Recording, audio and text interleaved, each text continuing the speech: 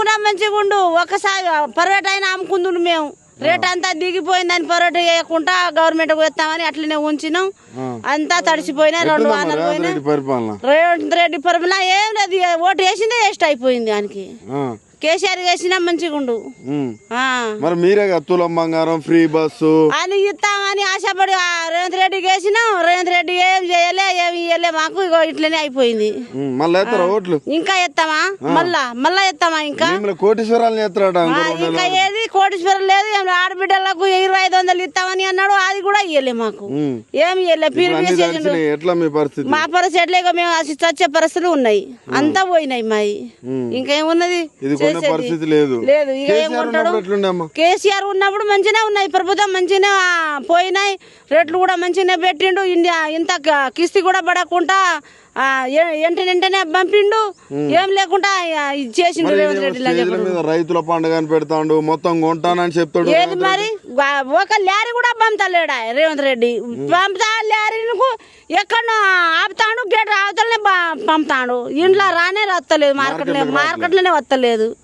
అంతా ఇది ఇంత ఇబ్బంది ఎప్పుడన్నా పడరామ్మా? ఎప్పుడు పడలే. మేము పుట్టిన కాడ నుంచి ఇబ్బందే లేదు. ఈ జొన్నలు కూడా మాకు అసలే 7,500 రైతు భరోసా ఇస్తామన్నారు.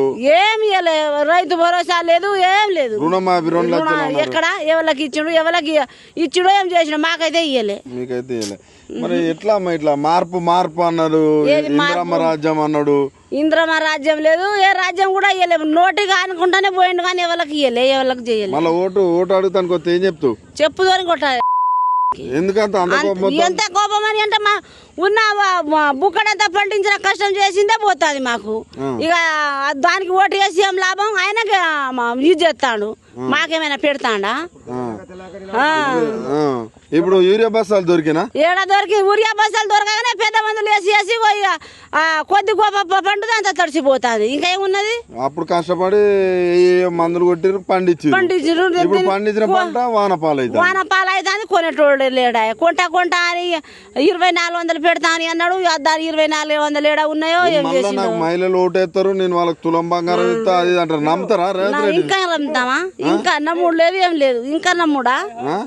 నమ్ముడు లేదు, ఏం లేదు. ఇంకా నమ్మరా? ఇంకా నమ్ముతామా? తులం బంగారం 10,000, రైతు బంధు 10,000 ఎత్తా, అలాంటి మాటలు మాట్లాడతాను. అన్ని బోకర్ మాటలు మాట్లాడి ఇట్లా చేసిండు, ఫ్రీ బస్ ఇచ్చిండు అని అంటాడు. దాని బస్సు ఎవరు ఎక్కుతాడు, ఎవరు చేస్తాడు. అంత ఇబ్బంది గోసే ఉన్నది.